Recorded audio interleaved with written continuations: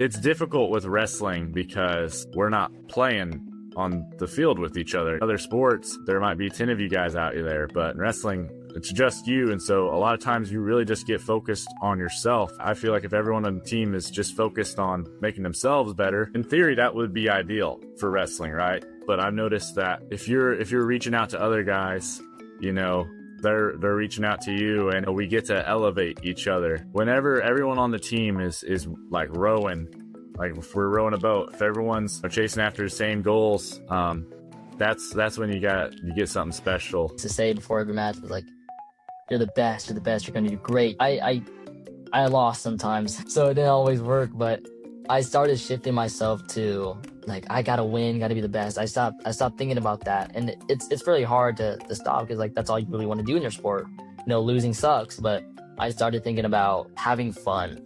You're listening to Mentor Moments, where we talk about all things counseling, technology, education, and career development. I am Braden Wooters, and I'm joined by my co-host, Dr. Michael Keener. Grab a seat, and let's get started. All right, welcome to another episode of Mentor Moments. My name is Braden Wooters. Welcome to have you. We're excited for this episode. My name is Mike Keener, and we are with Jeremia Larson. Welcome. I'm Elijah Almarinez. Awesome, Eli. So just to give a little background, these are two Maryville student athletes, Maryville wrestlers. Elijah just finished his first year. He's from California, where Jeremiah just finished his fifth year, and he's from Neosho, Missouri. We thought it'd be interesting to kind of continue our conversation about flow, mental toughness, and really look at it from how student athletes approach it, from somebody entering their final season and somebody entering their first season to college. So I guess that's where we're at. Mm-hmm. You know, because this podcast recording is towards the end of the school year. So I guess I'd love to hear kind of a little bit about how your seasons turned out. I'd say my season was cut short, but I felt like I had a great season, especially as a true freshman. I think I had a lot to grow and a lot to experience and a lot to kind of look back at. And I have no regrets. I was out regionals and got cut short, but I think next year is going to be better. So I guess if you're not maybe following a wrestler, you know, Eli was, again, as he said, a true freshman. He was our starter. You need to finish, top three in the regional tournament to go on to nationals. But I think he led the team in wins. His brother, who also is a wrestler, kind of joked that maybe he spent too much time on the backside. You know, sometimes when you lose early, you get all these extra matches wrestling back for third. I just want to look at that. Actually, he's pretty talented. As a true freshman, he was really, racking up the wins against some tough competition. Jeremiah, how about your season? I guess it was a good way to end it. I ended up All-Americaning, so I took 8th in the country at the 197-pound weight class. So won the super regional tournament, and I guess I racked up a few wins, and it was a good way to go out. Good stuff. Yeah, to be an All-American, you finished top 8 in the country, so it's a select few. And again, there's 6 regions, so you have to be only 18 wrestlers get invited, I guess, or qualify for the national tournament for all our wrestling fans there. Jeremiah got the special treat to wrestle an extra match too. So he had to win an extra match to become an All-American. I'm just curious to think about, I guess to let our listeners in, we've been talking about flow, getting in the zone. We've been talking about mental toughness and mental preparation and how to prepare. And I guess, I don't know, let's start with Jeremiah, because he's had a few years here first. But so in general, how did you prepare knowing this was your final season? So was there anything special or different that you did? Yeah, I definitely had a different mindset than I'd had in previous years. The year before, my 4th year, I'd had a pretty rough, consistent year where there was lots of ups and downs, where I'd have a good win and then I'd have a really bad loss. It was a really, really bad year where by the end of the season, I was pretty sure I was going to be done wrestling and was going to just retire. Starting to think it wasn't for me anymore. And going into the regional tournament, I just kind of let go of any and all expectations and said, well, if this is my last tournament ever wrestling, I don't want to be spinning it, worrying the whole time and trying to wrestle for anything other than just going out and wrestling. So I went out and wrestled like I had nothing to lose, because in my mind it was a win-win situation at that point, where if I did good and I placed top 3 and I qualified for nationals, well, that was the goal all along. But if I wrestled bad, if I had another bad day, whatever, I didn't qualify, then like, well, like I'm going to go on, get a job, finish grad school, and just, go on with my life and not have to deal with what I'd been dealing with that whole year. And so it kind of put me in a situation where I felt like I couldn't lose. And I just had no fear of losing, because I was, I guess, at ease with whatever the outcome was. I'd made peace with the worst possible outcome.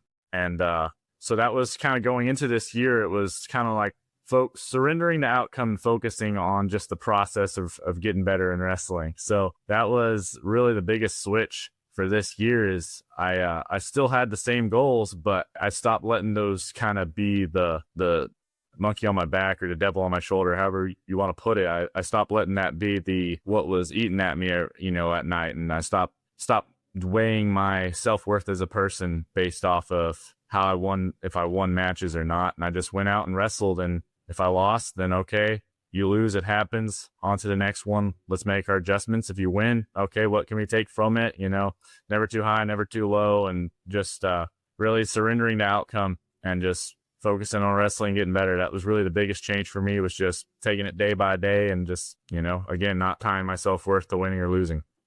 Jeremiah, I want to give a follow-up question. You're mentioning something that is really, important, which is that kind of mindset shift. And that's something that I've been working with a lot of my athletes on trying to do. Here, hindsight, we're able to look back, and was it like a switch, or was it like a dimmer that, like, slowly as the season progressed, you kind of came to that conclusion of that like mindset shift? Well, for me, it ended up kind of just being a switch, because it came down to that, that last tournament where it was that day. That whole weekend, I guess you could consider it as a dimmer, because I'd been thinking that way for those last 2 weeks of season, or the last bit of season, that as it was going on, I was like, well, when I started to think about the fear of, losing and not qualifying, just, I don't know, I came to terms with it. And so I was able to just flip that switch, and where the day of, I just kind of had a smile on my face. I was joking at the weigh-ins, and I was, again, before matches, I was just kind of calm. And, even when I got nerves, I just kind of like, going into that last match where if I win it, I qualify for nationals. If I lose, I don't. I'd been in that situation the year before and lost. And going into it, I just started feeling those nerves, and I went, so what? If I lose, so what? Let's go out and just wrestle. It was more of a dimmer, I'd say. Yeah. Because it was like, as the days go on, if you can't just show up that day and switch and be like, okay, my mindset's that I'm, surrendering the outcome, because that whole time you got to be kind of thinking about it during practice, or you can't be, if you have a bad practice, you can't be like, if I have practices like this, I'm not gonna do good. Or if you have a good practice, you can't, it goes both ways. You gotta keep that mindset every day, and just take it day by day, and just focus on, again, the process, not the outcome. Don't think about whether you had a good practice or not. Find the positives and just go on with it. Just because I know Jeremiah pretty closely, and maybe this is, for all the student athletes listening, their competition, if we go like strength finders, is usually like pretty high, and they dial it up. What I found, again, with Jeremiah, like, he's extremely hard on himself, and he wants perfection sort of at every single practice. And again, like, as you said, just sort of saying, okay, well, that's sort of unrealistic. And so, yes, we want to strive for that, but yet then sort of, okay, what can I, we talked a lot about being optimal, okay, we might not be perfect, but what's optimal? We're always going to, there's still in wrestling, there's always going to be an injury or a bruise or something, so I think that's, Jeremiah decided I'm at one more time and practice a little bit, but maybe that's a good time to ask Eli a question. What do you think, Eli? How did you have any conscious? I guess I don't know how you prepared going into your senior in high school, but like, did you do anything specific for entering, your first year of college wrestling? Yeah, college is definitely different than high school. It's the mindset changes is crazy. I think the main mindset I had was just appreciate the moment. For the end of the season, it got a little rough. It got a little tiring, kind of worried, but that's the lessons we learned. But the transition from high school to college is just, do you want it? And what are you willing to do to get it?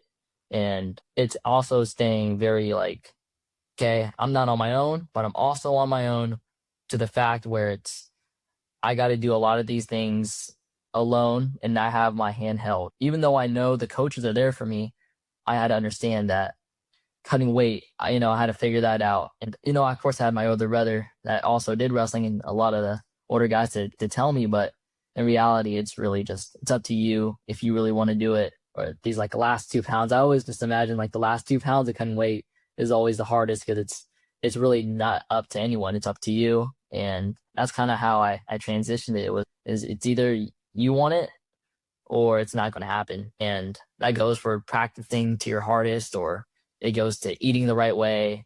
Because it's kind of funny, in high school and senior year, I just ate whatever I want. I didn't really have a strict diet, but in college, it's such the little things, like not eating the candy bar, or, not drinking the soda, or tapering down the soda, maybe getting a 0 calorie. It's stuff like that just makes a little bit difference in your mind. And in college, I wasn't perfect either, but I think toward the end, and finally taking advice from my brother and some coaches, that's like, I'm trying to do the right things right now. And that's drinking my gallon of water, or it's right now taking creatine, taking protein powder, and always go in the trainer. I feel like the trainer is top 10, top 3 things to do, especially in college when everything hurts all the time. And I think Jeremiah would agree with me on that. Yeah, I think I spent too many days in the trainer. I was in there almost every day for 5 years. I think we should shout out, we had a brand new trainer, Courtney Cox, last year for the team. So she needs again, shout out that she was at practice every day, traveled with us, and obviously doing all the treatment before and after competitions. Yeah. She crushed it. Yeah. That's what I'm going to miss the most. It's walking to practice after the trainers with Jeremiah. I feel like that's the little moments that I'm going to miss the most. Yeah. You got to turn it around, right? Even though it's second year, you're the big man now. You got to find the first year guy to walk to the training room with. Yeah, I guess I do. It was fun, but I guess I do got to find me a mini me, and I got to be the next year of my own in the training room. Eli, I'm curious, a trend that I'm seeing a lot with my, freshman athletes that have transferred into like a D1 school is that they were like top dog in their like previous place. Like maybe they were like the best on their team in high school. And then as soon as they entered the college scene, pretty soon everybody is just as good or maybe somewhat better than us. And it's a big whiplash. I'm curious if that's something that you saw as well, or if that was like just more motivation for you. Because sometimes it's more about the reaction to that as opposed to anything else. I'm just kind of curious what you saw. Well, yeah. So I'm not gonna lie. It wasn't the first day. It wasn't the first practice of being a collegiate athlete that humbled me. It was coming here. I was here for a couple weeks in the spring to visit my brother, and I walked into SIU's room for the RTC. Man, I got humbled. And coming from a high school, I was always kind of, I want to say the underdog, but I wasn't the favorite or like kind of the top dog. I was definitely one of them, but I wasn't definitely the top dog. And coming into the room, I was like, you know what, I'm still trying my best. But yeah, that college room was humbling. In the SIUE RTC room, I was getting my butt kicked by their starter, Drew Davis. I buckled down, kept my head straight, and wrestled him in a duel later that year against SIUE, and I ended up beating him. But I think the trend of being, the top dog and slowly going down, it's real. I see it all the time. But I feel like I was humbled from, while I was still in high school by college guys, and I knew that college was definitely a different breed than high school, stronger, faster, and I think it's no more easy matches. And that's what I got. It was the spring of my senior year, and I wasn't wrestling, and I was a bit relaxing. I thought, I was like, man, I just did this. I'm one of the best in my high school. Then shoot, and getting beat up in the room by college guys. And that was the humbling moment. And you're right.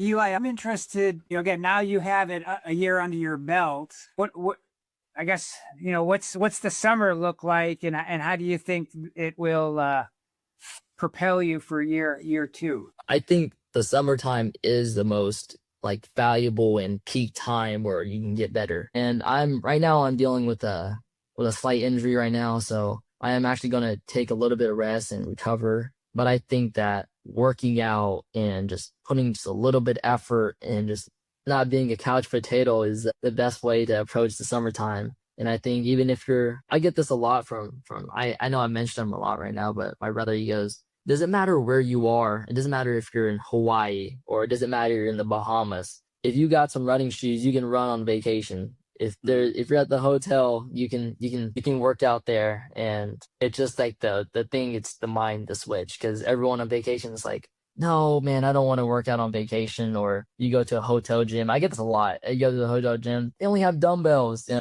I think you can do a million things with a hotel gym, especially with a treadmill and a couple dumbbells. So I do think the summertime is so important to get better mentally and reflecting back, and also physically. It's getting your body back to shape and getting back to a healthy weight where you don't have to cut 20 pounds in the summer. And I know some of our guys had to deal with that, in the season. But I think it's just important to recover and also mentally and physically kind of be at your best, so you're ready for the season in August. Well, I guess I'm hearing, really with throughout the season and here, there's this maturing process, personally and athletically. Like kind of like you said, you're sort of on, even though you have a support system, team, your brother, coaches, but it's ultimately you, right? And again, it's sort of, as you said, that it's also that state of mind to say maybe slow and steady wins the race. Every day, is there a little something, what's that one thing that I can do? Yeah, for sure. Yeah, that is correct. Slow and steady and just keep picking it away, every time I feel like I did a little bit extra than the whole, D2, probably it's not true, but in my mind, I did more than you today. It doesn't matter who you are. You can be the number one, number two, number three. I did more than you. And that always kind of made me mentally, even though if I didn't, maybe I was behind, I was behind, D2, and that little bit didn't really matter. It just mentally, I think it clocks in where it's like, you did more today and it's going to pay off. And that little bit, it's just going to keep chipping away into the medals, into the podium, into the NCAA championship, and I feel like just doing a little bit and being slow and steady, like a little bit now, is going to be great. And I always get this philosophy where it's like, do 10 push-ups today, tomorrow do 20, and you keep racking it up, and it's going to get easier over time because you got to start in day one. My question for you, you're touching on really big things, which is processes versus outcome. That's a great thing to have individually. I'm curious about team culture. Is that something that's been just baked into your team? Is that something that started with the coaching? What has that been like here at Maryville? Definitely, I think it was very shaky. Of course, I was with Coach Scherz my first year, but I can kind of see some, a little bit of team culture shift because a lot of new freshmen came in, and also the old coach just retired, and some of it just team culture is not really matching a little bit, and I understood that. But I think team culture here is very embedded, and I think we could use some more. I think people think it's stupid. The oos, me and Doc do that, but I think it's great. I think it just, even though it looks stupid and people will laugh at us, and we're doing it in, Gander, and we're doing it out in public, and everyone's staring like, who's doing, what does oos mean? I think it's just fun because it gives us culture. It gives us something to do, and just me and Doc greeting each other, and Jeremia too. And I feel like a lot of the older guys doing it. I think it's just powerful in a way of, we're a team. We're not just shake hands and we're teammates. We're out celebrating, we're having fun with each other, and we're bonding over something. And I also think that just a little separated, especially a little, I think, and Jeremia can shut me down on this. I think just its starting 10, just going out, was very quiet. The man right is very quiet. And I think sometimes but they're all great guys. I think it was just some quiet moments where I'm still trying to figure out myself in the lineup. It's do I talk? Do I be funny? Or do I be a little serious?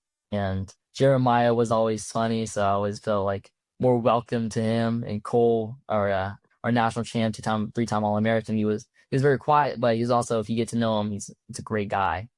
And I think just it takes one guy or two guys to just be very outgoing, and it'll bring the team a little bit together. And I think Jeremiah was that, but I think with the new freshmen coming in, I think they're just a little too uncomfortable. But I think I'm gonna bring back a little bit more culture next year and be more together rather than kind of separated into their own individual things. Jeremiah, you've been able to kind of see the team culture too. I mean, you've had some time under your belt to kind of see how it's developed. I'm curious what you've seen.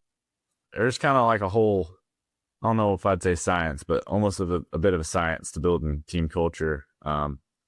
Especially in wrestling, there's a bit of the collective suffering part where you guys are all doing this very difficult thing together and you guys are suffering together.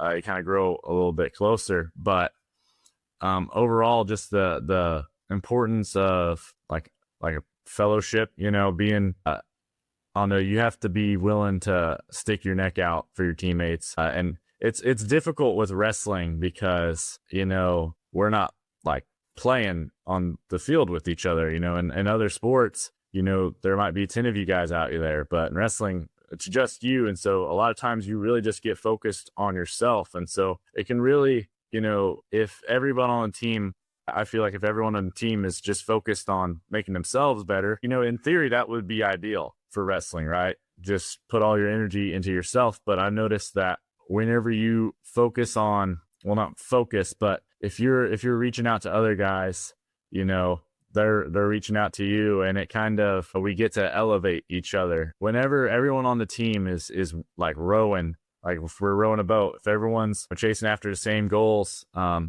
that's when you get something special. A lot, I don't know. Some coaches think that for wrestling it needs to be like cutthroat, like it's me or you. But when it comes to the team aspect of it, if whenever it comes down to the end of the season, especially if it's not you, if you're not the guy that's going and going to be on the lineup at regionals, you have to be, I mean, at that point, yourself doesn't matter. You need to make sure, you need to kind of put that out of your head and think for those 2 weeks, whoever your training partner is, who is wrestling, that's who you got to focus on. And, it can't be, well, I don't feel like doing this, or I kind of want to drill this. No, you knew what they need because they would do the same for you in that situation. And again, I think the buying into something bigger than yourself is important. There kind of needs to be an overall idea behind the program that, put the program first. I've seen, seems like the rougher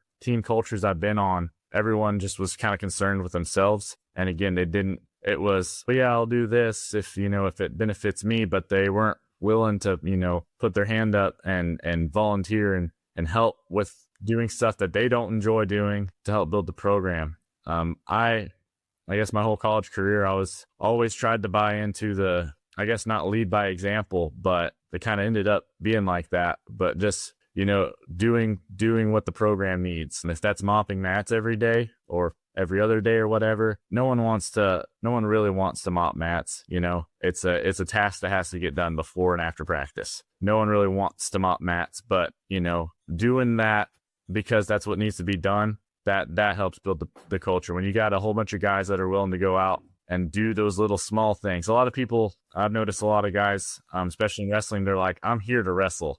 They're like, I'm not here to mop mats, or I'm not here to do fundraising, or I'm not here to go to a team barbecue or something. I'm here to wrestle. If you got everybody thinking like that and just thinking about themselves, there's really no program there. It's just a whole bunch of wrestling individuals. So you got to be, if everyone out there is, they're working as hard as they can to get as good as they can so they can achieve their own personal goals. You gotta be willing at those times when the mats need mopped, you gotta sweep the shed. There's an old coach I had that he used to tell a story about, I forget what regiment it was in the Army, but the leaders on the team, the whatever rank they were, the top rank of the regiment would sweep the barracks every day. The top, the leader of the unit was doing the grunt work too. I really believe in that lead by example. I'm not gonna. I was a captain for the past 3 years, and one of my big things is if I'm gonna be trusted as a leader, I don't want to be telling people to do something that I wouldn't do myself. So I would rather I'd rather ask them to do something and show them that I'm willing to do the work too. There's not, I'm not asking you just to make my life easier. I'm asking you so we can help better the team. So again, I think that the putting yourself aside and working towards something that's greater than yourself is one of the biggest things for building the team culture. I love that. Dr. Keener, I'm starting to understand why you wanted these two on the podcast. Well, they're my heroes. That's what Right. those guys are. Just look at them. When they smile, look at them. Come on. Well, can I give another shout out to them, Brayton? Well, both are academic All-Americans as well. So, Jeremiah was so good with his academics. He was able to get both an undergrad and grad out of his 5 years. And again, Eli just finished his first year. I don't know how many he was a 4.0 first semester, and I think this second semester he was a 3.8, but he's only gotten A's or A minuses so far in his college careers. To me, those are, and again, to me, those are other qualities that come into mindset. Like you need to be, again, prepared off the mat just as much as you're on the mat, right? Like if you're not doing those things, you're not going to be eligible and you can't compete. So like, let's not, let's just make sure you're good in the classroom as well.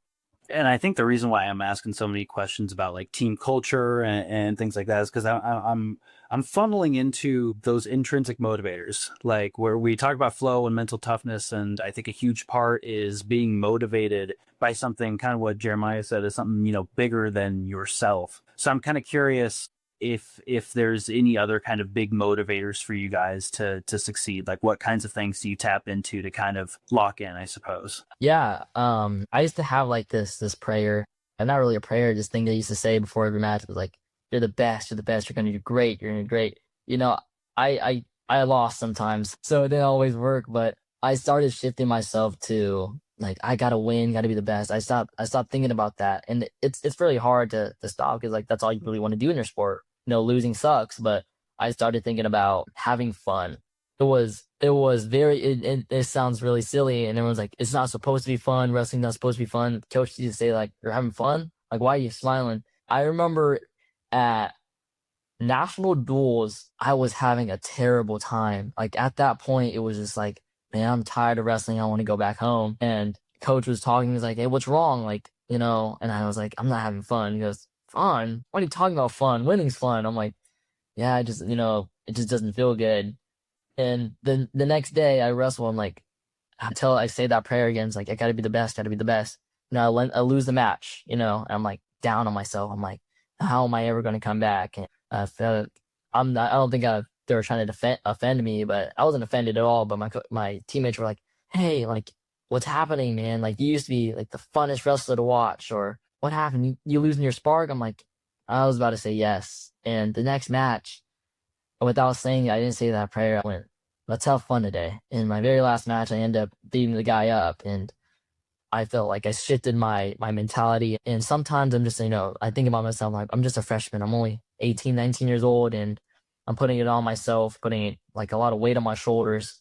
And at the regional tournament, like, guess what I didn't have? I didn't have fun. It took me to my last match, where I'm down on myself, especially in I think it was my semis match. I got hurt and I got teched. That was the only time I ever got teched in my college career. And I was really feeling down myself, like my knee hurts. Coach, I just want to stop. Next match, I come in hot, then end up losing that match I wasn't supposed to lose. And I'm like, it doesn't even matter. I'm not even going to regional anymore. And a lot of my teammates trying to cheer me up. Coaches start, he's a little mad. You can tell he's a little mad because I was putting it on that kid, and I just end up losing. My last match was like, it's my last match of the season. I'm hurt. I was crying like 10 minutes ago about my knee. I'm just going to put it on this kid and have fun. And I won my last match of the season.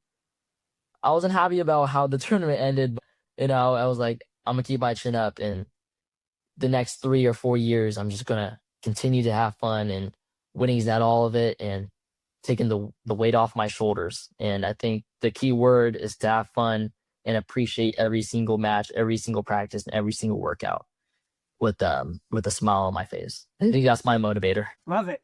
And I think sometimes that's the challenge when we say take it moment by moment. Some of those moments are pretty tough, right? And so it's how do we stay, again, maybe not let the moment get too big or too small. And again, just keep reminding yourself to, again, you're doing this sport for a reason because you love it. And so again, how can we have fun with Yeah. Eli, it's so fun that it's funny that you said that. Like, I have notes just for like if I have a question that I want to ask, and one of the questions on my notes was, where does fun enter the mix? And it's funny that you brought that up way before I even asked it. So I love that. Where do you see like other wrestlers or like just other college athletes? Like, where do you see them getting stuck? Like, are there trends that you see other athletes like falling into like a mental trap, or do you see them, focusing on the wrong things? What are things that you guys have noticed? I think just a lot of it. All of it you said is kind of the answer. It's just falling to the wrong things. Maybe it's their boyfriend, girlfriend, or it's a substance, or maybe too much video games. I've seen that a lot. Or just always getting stuck mentally where it's just like this isn't fun, or this is like coach is chirping at me, coach is mad, the team doesn't like me, and it's like this sucks, and this drops them from the sport. And what I also seen is people getting burnt out. I see people like, man, this is like just so much. I need to take a break from it. And I think breaks are awesome. I think they're just like, if you're really worn out and really stressed out about your sport, taking a month off in the summer or taking a little bit of time off is great. And what I kind of see with being trapped or thinking about other things, a lot of people want to go home, or a lot of people want to like, I can't overcome this injury, or this is just the sport. It means nothing anymore. It's not having fun. Some of the stuff is like, I got a dream to have a solution to my problems, or I got to take up the vape, or I got to smoke or something. I see a lot of people getting trapped, and a lot of people who are very high leveled. It's just getting put down by those outside factors. And sometimes it's grades, or it's like, I'm not really caring about grades, and it bites you in the butt 6 months later where you're ineligible now, or 3 months later you're straight F's, and it's like, I can't wrestle this semester, and I was 30 or something crazy in the first semester, and it's like, shoot, I have an F, I can't go. It's stuff like that where you got to make sure you're professional and you're doing the right things and having someone to talk to or having help. And I think if you're feeling trapped, you shouldn't be scared to tell someone, especially if you're at Maryville. You should always be able to talk to Doc. And who I had to talk to was Jeremia. I talked to him a lot about when I felt really burnt out, especially in the end of first semester and the start of the second. And I think it's just figuring out that you need help and that you should get help. And am I doing the right things or am I not? Again, I think that's sometimes a tough message for student athletes, where, they're ingrained that they're tough or they're independent, or again, maybe they've never had to combat that before. I don't want to jump in too much. Jeremiah, you have any thoughts? Yeah. This is, this hits, close, Doc. Yeah, I've struggled with this myself multiple times over the years. And one of the things that I've noticed people, I guess, fall into, and they kind of fall into low spots. Sometimes it's just from, like Eli said, focusing on the wrong things. Athletes, I guess, I can't speak for all athletes, but I can speak for myself and several others that I've known. We tend to tie our identity and self-worth to the sport. And especially once you get to college, you're good at it. So you had to be good at it to get to college. And so you come to college and you get your butt kicked, or, you start having too high of expectations for yourself. It's okay to expect things from yourself. I mean, I struggled a lot with, I felt like I did all the right things. I felt like I worked very hard. I felt like I outworked everyone and did this and that. And so when I lost the match, it was, what's wrong with me? It kind of went to that self-worth where I put too much weight on winning or losing, and if I won a good match, I'd be like, I'd feel normal just because I won. Like I had to win to feel like I was, like myself. But when I lost, I was down for the whole week. I was down until I won again because I felt like my entire self-worth was tied into if I won or lose, won or lost, whatever. But would you believe I was an English tutor too? It's funny.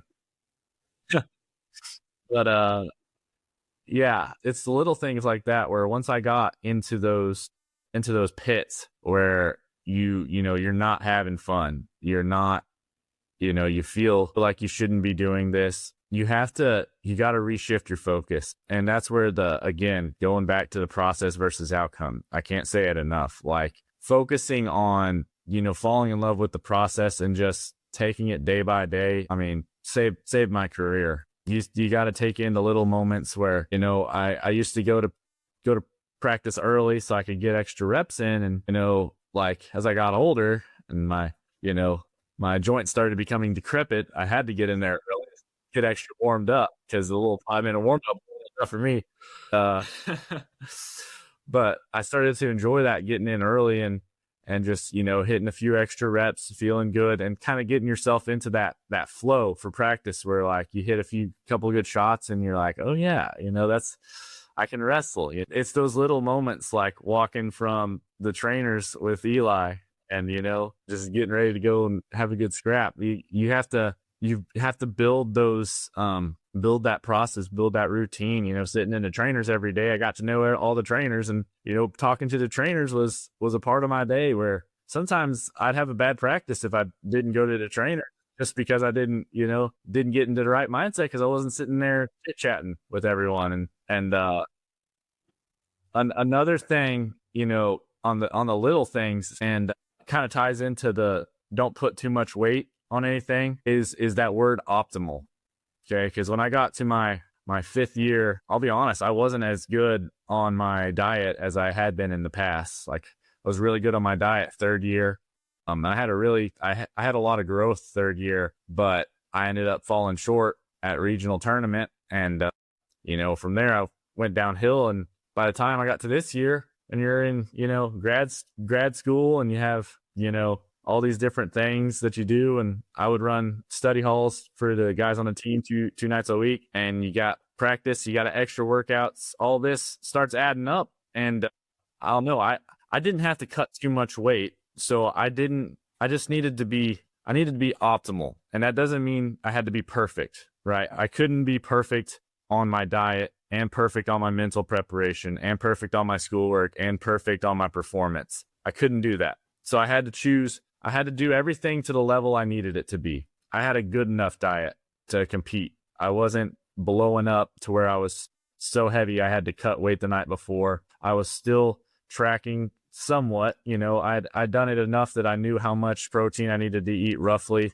I knew how much carbs I needed to eat roughly. If I had a practice where I felt a little extra tired and weak, I'd eat some more carbs. If I was a little heavy, I'd cut down on the carbs. If I was a little light, I'd, eat a little bit more. I didn't need to put that much thought or focus into diet because my weight wasn't that big of a problem and my strength was good enough. It was the same thing in the weight room where I wasn't worried about being weaker than everyone because I'd already felt like I'd proved to myself and to other people that I was, which, other people's opinions don't really matter on that when it comes to, getting yourself ready to compete. But I felt like I was strong enough to where I had the strength taken care of. By the end of the season, I didn't, worry myself about doing extra bike sprints or extra whatever. And I didn't worry about, did I push myself hard enough this practice to build my gas tank? Because I knew I had a great gas tank. I knew I could go. I'd just tell myself I can do this all day. Like I'd tell myself the Captain America quote, I can do this all day. All I have to do is wrestle. I can do this all day. So finding those things to put in your bucket. You got buckets, put more in this bucket. I felt that the biggest key to my success over my entire career was mental preparation. So this year I put all the eggs in that basket. I was meeting with a therapist bi-weekly. I was meeting with Doc weekly. I started meeting with a life coach and he was a former wrestling coach, great for mental preparation, Mike Haggerty. Started meeting with him weekly also. And I put a lot of extra work into the mental preparation And I guess I've been putting all that work in over the past 3 years because that's where I needed the work. I was strong enough. If I hit 20 more reps in the weight room, the return on gains, the return on energy spent was going to be minimal compared to if I had an extra meeting to work on my mind during the week. If I spent the extra hour weighing all of my protein or whatever, honestly, the return on that wouldn't have been as good as spending an hour or 2 hours with my girlfriend or my friends to just relax and not have the weight of the season hanging on me.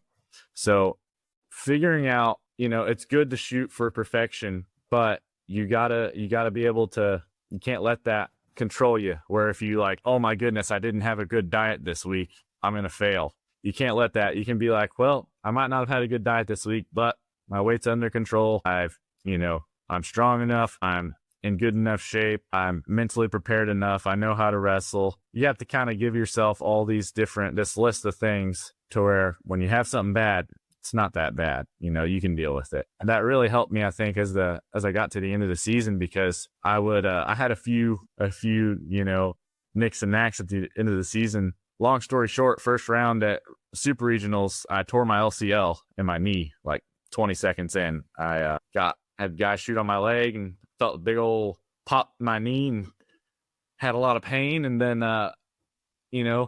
ref stopped it, but I was on bottom. I just had to kind of shake it off and go, well, I don't know what that is, but you don't need your knee to wrestle. That's what I told myself. I said, you don't need I knew when it happened, because I've torn enough things. I know where an LCL is, that I was like, well, that's the LCL. And I said, well, you don't need an LCL to wrestle. I wrestled, and about 20 seconds later, I pinned the guy, and I came off the mat, and I I wasn't putting too much weight on it anyways, because I knew that no matter what happened, all I had to do was go wrestle. So I told, I came off the mat, and I told the coaches and the trainer, I was like, I think I just tore my LCL. And they're like, I don't think it's anything. It's probably fine. It's blah, blah, blah, because they didn't want me to overthink it, which I've done in the past. I had the maturity now at this point to, again, like I told myself, you don't need an LCL to wrestle, because I'd wrestled with enough injuries over the years where I told myself, you've wrestled through worse, again, you can find a way. All you got to do is wrestle. You can't think about your knee. Just go and wrestle and you're fine. Focus on hand fight and focus on what you do and just go have fun. So that next match, I wrestled he was a 2-time All-American. He was ranked number 3 in the nation, and just went out. I ended up having a little scary moment where I got hit in the head and, kind of got a little fuzzy. I had to take a little bit of time to recover. But even then I was like, you don't need your head to wrestle. And I just kept wrestling, and I just focused on wrestling and just focused on the moment. I was winning the match all the way till the last 30 seconds of it. I was up by 1, whatever. And then I got taken down with 20 seconds left, and I have to get away in 20 seconds or I lose. And again, in other times in that moment, I would freak out, or anyone would freak out in that moment where like, oh my goodness, I'm about to blow this match. But I'd been there before, and I'd already made peace with losing the match. Didn't think I was going to lose the match, but I also didn't think I was going to win it. I was just going to keep wrestling. And I looked up at the clock, saw that I had about 15 seconds and had enough time to just be like, I'm fine. If I'd tried to force something in the past, in that moment, I would have been like, oh, I got to get out. I'm going to get out. And I would have hit a roll or something and just gave it away to him and just gave him a free win. But in that moment, I was able to be like, all right, I'm just going to feel it out. And I ended up reversing him to his back and pinning him in the last second, I guess. There was a second left on the clock, but I think it would have been 2 seconds if they'd stopped the clock earlier. But pinned him, qualified for nationals. And Cole Ritter, our national champ, my teammate, I, look up to a lot. He told me afterwards, he said, anyone else would have quit in that situation. Well, he said about, 90% of guys would have quit in that situation. That would have happened, and they went, damn, I just blew the match. But yeah, he said 90% of people would have quit there. And I'd been in those I'd lost a lot of matches in the last 10 seconds over my career. So it was the strangest thing, because the whole place went nuts, about gave my dad a heart attack, because they were all like, oh my God, Jeremiah blew it again. But I felt like out of that entire building of people going crazy, I felt like I was the only person that was calm. Because again, I was I was just focused at the task at hand. I wasn't thinking about the outcome of the match. I wasn't really thinking about the outcome of the match until I looked up, saw the clock, that there was a second left, and I was like, oh, I did just pin him. Pointed at my corner, like, hey, I did it. Got off the mat and slowly started sinking in, like, oh, you just qualified for nationals again. Like, you're going to nationals. That's the tournament for you. You know, you just battled through all this different stuff. You went through this whole season and you just qualified again. That's, you know, a huge accomplishment. Didn't really sink in until I went and saw my parents. So again, that optimal, then just the focusing on the task at hand, the little moments, focusing on the task at hand. Like, I was wrestling. You can't put that weight of the situation on yourself. You can't go into the match thinking about if you're going to qualify for nationals or not. You can't go into the match thinking about losing or winning. I just go into the match, and before the match, I'm just think about like wrestling. Like, I just visualize myself hand fighting and stuff. I don't even, into my career, I didn't even really tell myself, you know, in the past, kind of like Eli was talking about how he had his little sayings that he'd say to himself, where he'd say, I'm the best, I'm the strongest, I'm the fastest. I would just tell myself, like, you know, I was like, you're real strong, you're real fast for 197. You know, I was like, you got real good shape.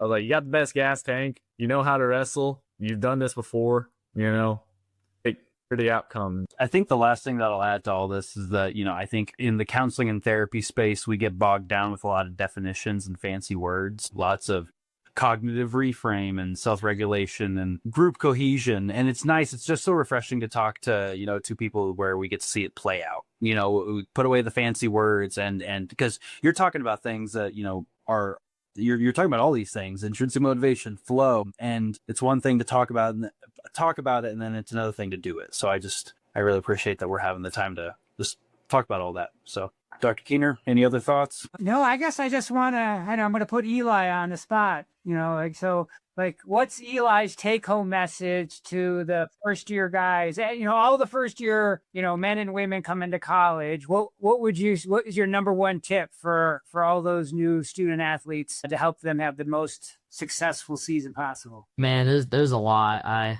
One thing, just not putting it down is so hard to pick, but I guess I would say is enjoy the moment. It's going to be your first year of college, and you know, it's going to be so much fun. And if you put too much pressure on yourself, and if you kind of not enjoy it and have a bad time and have a bad attitude about it, it's not going to be fun, and you're not going to prosper as much as you think you're going to be. It's going to be, the lights are going to be bright. You know, the noise is going to be loud in the stadiums, and everything's going to be so much pressure. It's like, oh my God, I'm in college.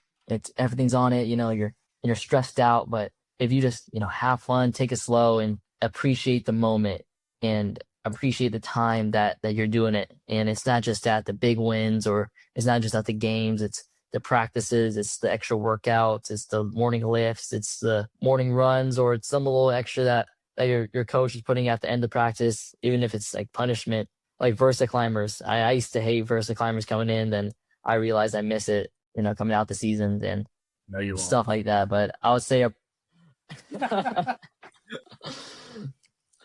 appreciate the time and just soak in the moment.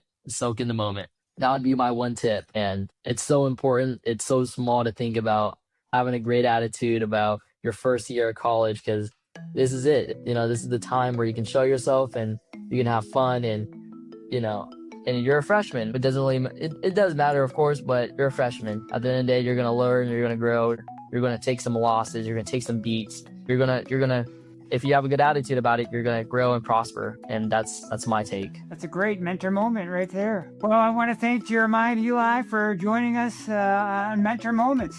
Thank you for having us. Thank you.